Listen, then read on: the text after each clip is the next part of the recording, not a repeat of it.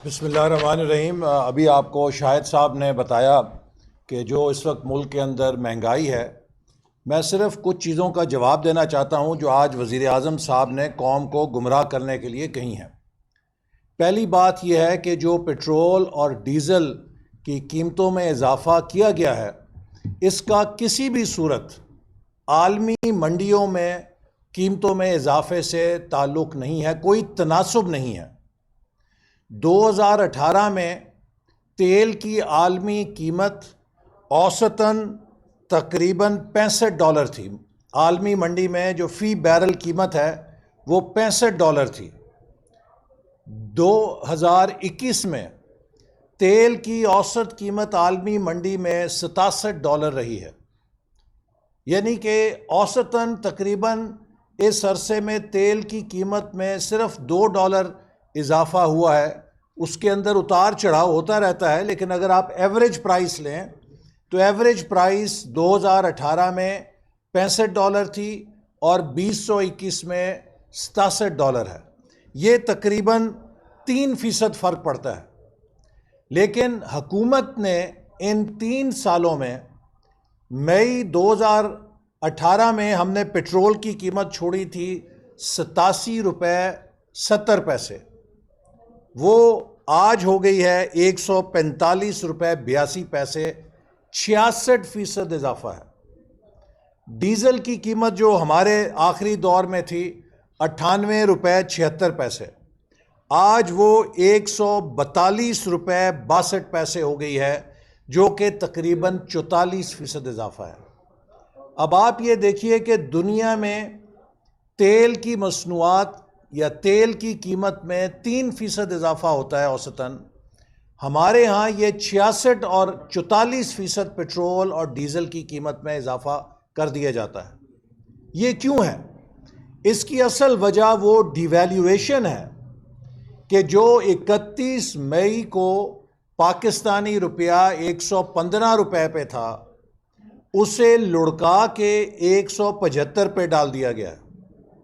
ابھی آج نہیں پتا 172 ہوگا 175 ہوگا، لیکن یہ جو تقریباً 50% کے قریب ڈیویلیویشن ہوئی ہے، یہ ڈیویلیویشن ذمہ دار ہے مہنگائی کی سونامی کی، اور اس ڈیویلیویشن کا تعلق کسی بین الاقوامی مسئلے سے نہیں ہے۔ اس ڈیویلیویشن کا روپے کی گراوٹ کا 100% نہیں 500% تعلق حکومت کی نااہلی، نالائکی اور غلط فیصلوں کے ساتھ ہے۔ ہر وہ چیز جو پاکستان ڈالرز میں درآمد کرتا ہے، اس کی قیمت کئی گنا بڑھ چکی ہے، اور جب آپ پٹرول اور ڈیزل کی قیمت میں اضافہ کریں گے، لا محالہ اس سے آپ کے ملک کے اندر بجلی اور گیس کی قیمت میں اضافہ ہوگا۔ یہ ایک چین ہے۔ جب بجلی اور گیس میں اضافہ ہوگا تو ہر پروڈکشن کی چیز میں اضافہ ہو جائے گا، ہر ٹرانسپورٹ میں اضافہ ہو جائے گا، لہٰذا ایک مہنگائی کا سونامی ہے جو آتا ہے۔ اس لیے آپ دیکھیے کہ ہمارے ہمسایہ ملک میں بھارت میں کل انہوں نے پٹرول $5 لیٹر اور ڈیزل $10 لیٹر ڈیوٹیز کم کر کے سستا کیا ہے، تاکہ اکانومی کو بوسٹ دیا جا سکے، عام آدمی کو ریلیف دیا جا سکے۔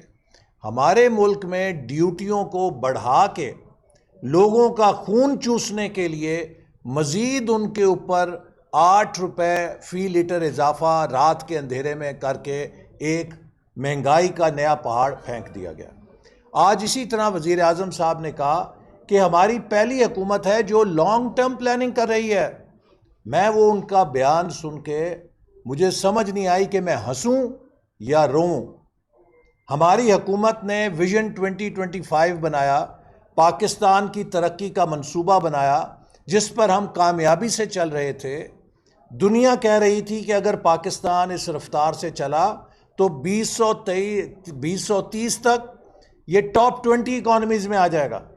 آپ نے 2018 میں اس سفر کو پنکچر کیا، ملک کو ترقی سے پستی کی طرف کریش کیا، اس کی گروتھ کو، اس کی ترقی کے سفر کو کریش لینڈ کیا، اور ہم آپ کو 12ویں 5 سالہ منصوبے کا فریم ورک تیار کر کے دے گئے تھے تاکہ جو بھی اگلی حکومت آئے 2018 سے 2023 کا 5 سالہ منصوبہ وہ تھوڑی بہت رد و بدل کر کے فوراً شروع کر دے عمل درآمد۔ آج 3 سال ہو گئے ہیں، 12واں 5 سالہ منصوبہ آپ منظور نہیں کر سکے، اسے فائنل نہیں کر سکے۔ 5 سالہ منصوبہ تو دور کی بات ہے، آپ کے پاس تو 5 دن کا پلان نہیں ہے پاکستان کیسے چلانا ہے۔ آپ کہتے ہیں ہم نے لانگ ٹرم پلاننگ کی ہے، کیا کی ہے؟ پھر آج وزیر اعظم صاحب نے ایک اور جھوٹ بولا، مجھے افسوس ہے کہ وزیر اعظم کے لیے جھوٹ کا لفظ استعمال کیا جائے، تھوڑی بے ادبی ہے، لیکن اس ڈھٹائی کے ساتھ وہ جھوٹ بولتے ہیں کہ اسے جھوٹ ہی کہنا پڑتا ہے، کوئی اور لفظ نہیں اس کے لیے مناسب ہوتا۔ کیا فرماتے ہیں کہ ہماری پہلی حکومت ہے کہ جو مستقبل کے لیے منصوبے بنا رہی ہے، ہم نے 3 ڈیم شروع کیے ہیں۔ جناب والا، آپ کو شاید یہ نہیں پتا کہ یہ مسلم لیگ نون کی حکومت تھی جس نے پاکستان کی تاریخ میں پہلی دفعہ صوبوں کے ساتھ اتفاق رائے کے ساتھ پہلی واٹر پالیسی بنائی۔ شاہد خاقان صاحب اس وقت وزیر اعظم تھے، اور ہم نے پہلی دفعہ پورے صوبوں کے ساتھ، جس میں پرویز خٹک صاحب، مراد علی شاہ سب تھے، اور ان سے پاکستان کے جو لانگ ٹرم ہائیڈل پروجیکٹس ہیں ان کے لیے کنسنسس حاصل کیا۔ یہ مسلم لیگ نون کی حکومت تھی جس نے دیامیر بھاشا ڈیم پر حقیقی معنوں میں کام شروع کیا، اور ہمارے دور میں 120 ارب روپے خرچ کر کے اس کی زمین کی خریداری مکمل کی گئی، اور اب اس کی تعمیر کے لیے ہم ٹینڈر دے کر گئے تھے۔ تو دیامیر بھاشا ڈیم پر کام کا آغاز اس کی لینڈ ایکوزیشن سے ہوا، جس پر 120 ارب روپے ہم نے خرچ کیا۔ آپ کے تو 3 سالوں میں دیامیر بھاشا ڈیم پہ آپ 29 ارب روپے بھی ابھی نہیں خرچ کر سکے، ہم تو 120 ارب روپے اس کے اوپر اس منصوبے پہ خرچ کر کے گئے ہیں، اور آپ کہتے ہیں کہ آپ نے شروع کیا ہے۔ 2014 میں ہماری حکومت نے ساؤتھ وزیرستان ڈیرہ اسماعیل خان کے قریب گوملزم ڈیم پر کام شروع کیا۔ اسی طرح مومن ڈیم جو ہے، اس کی ڈیٹیلڈ انجینئرنگ ڈیزائن کے اوپر جس کا اب ٹینڈر ہوا ہے، 2014 میں 1 ارب روپے کے منصوبے سے ہم نے اس کا ڈیٹیلڈ ڈیزائن ایوارڈ کیا اور اس کو مکمل کروایا اپنی حکومت میں۔ اگر وہ ڈیٹیلڈ انجینئرنگ ڈیزائن نہ ہوتا، اس پہ کام کیسے شروع ہوتا؟ یہ ہماری پرائرٹی تھی، مومن ڈیم جس کے اوپر مومن ڈیم کے اوپر ہم نے کام شروع کیا۔ پھر 2015 میں بسول ڈیم جو کہ ارمارا کے قریب بلوچستان میں تھا، پھر شادی کور ڈیم جو گوادر کے قریب تھا، 2015 میں اس پہ کام شروع کیا گیا۔ کرم تنگی ڈیم 2016 میں جو نارتھ وزیرستان کے اندر ہے، اس پہ ہم نے کام شروع کیا۔ اسی طرح پاکستان کا سب سے بڑا ہائیڈل منصوبہ داسو ڈیم یا داسو ہائیڈل پروجیکٹ جو 4,500 میگا واٹ بجلی پیدا کرے گا، وہ مسلم لیگ نون کی حکومت شروع کر کے گئی۔ آپ کیسے کہتے ہیں؟ اسی طرح کروٹ کا منصوبہ ہے جو سی پیک کے تحت شروع کیا گیا، اور نیلم جیلم کا ہائیڈل منصوبہ جو سفید ہاتھی تھا اس کو ختم کیا گیا۔ کچی کنال جو کب سے 1998 سے شروع تھی بلوچستان کے لیے، اس کو ہم نے مکمل کیا، اور ہم نے جا کے بلوچستان کی ڈیرہ بگٹی کے علاقے کو سراب کرنے کا منصوبہ اپنے ہاتھوں سے کیا۔ پاکستان کی تاریخ میں سب سے بڑے ہائیڈل پروجیکٹس ہمارے دور میں مکمل ہوئے یا شروع کیے گئے۔ آپ کس چیز کا کریڈٹ لیتے ہیں؟ آپ کو پتہ نہیں کون کان میں ڈال دیتا ہے کیا بات، آپ صبح آ کے ٹی وی کے اوپر وہ بول دیتے ہیں۔ جائیں جا کے اپنے حقائق کو درست کریں۔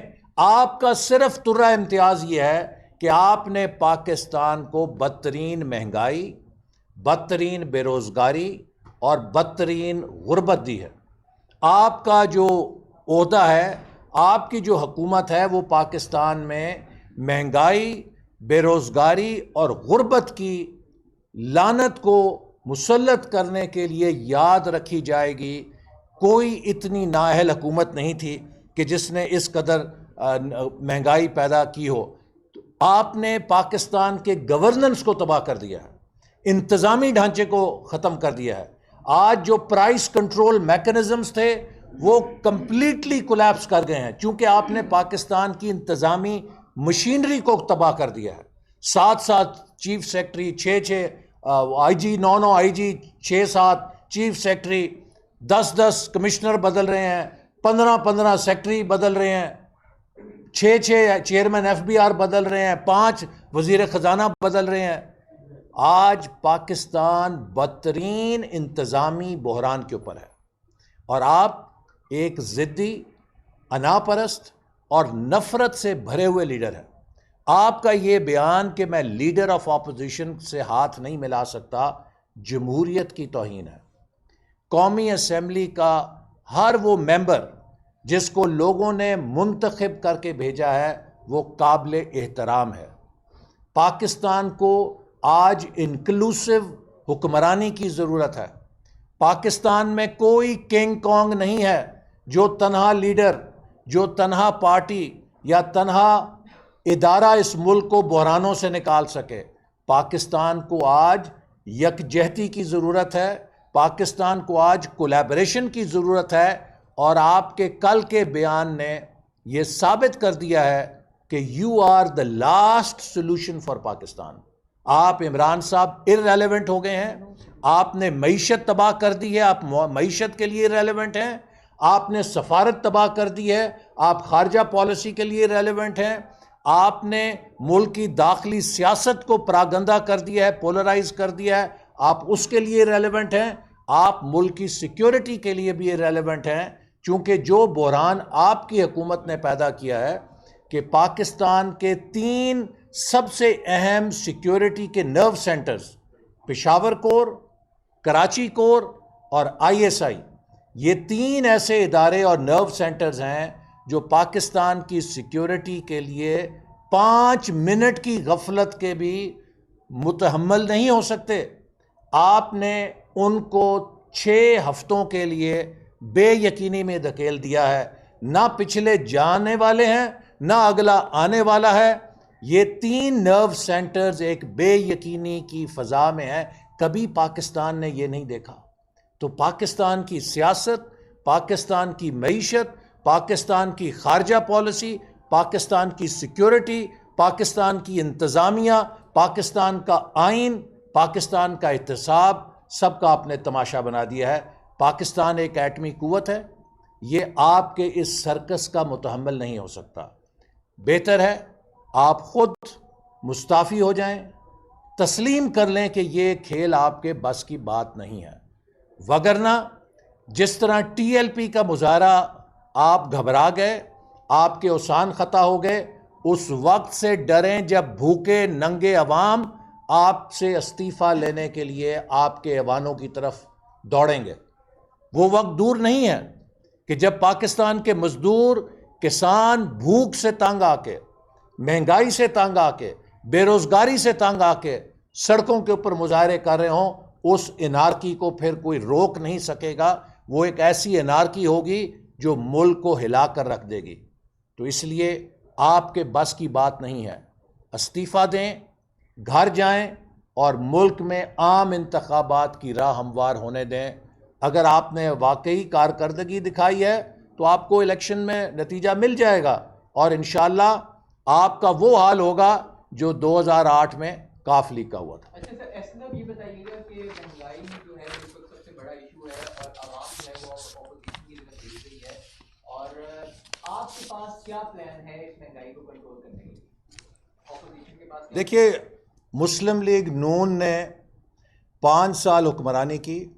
ہمارے دور حکومت میں مہنگائی کی اوسط شرح 4.5 سے 5% رہی، سنگل ڈیجٹ کے اندر رہی. آج جس مہنگائی کا ہم سامنا کر رہے ہیں، اس کی وجہ جیسے میں نے آپ سے کہا کہ حکومت کی ناقص معاشی پالیسیاں ہیں، اور اس کی بڑی وجہ یہ ہے کہ یہ حکومت فورن انویسٹمنٹ اٹریکٹ کرنے میں ناکام رہی ہے.